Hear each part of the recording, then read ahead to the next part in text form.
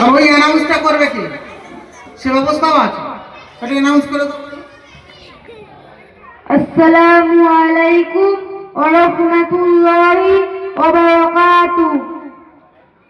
বিশেষ ঘোষণা, আমাদের দিনিয়াতের প্রোগ্রামে একটি জানাজার নামাজ অনুষ্ঠিত হইবে। ঠিক এসার পর আপনারা দলে দলে যোগদান করুন। মাশাআল্লাহ, ইমাম সাহেব কাজ চালু করে দেন।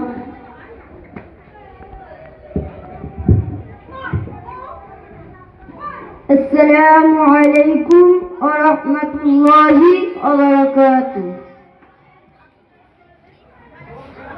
জানাজার নামাজের দুইটি ফরজ। নাম্বার 1 চার তাকবীরে নামাজ পড়া, নাম্বার 2 দেরিয়ে নামাজ পড়া।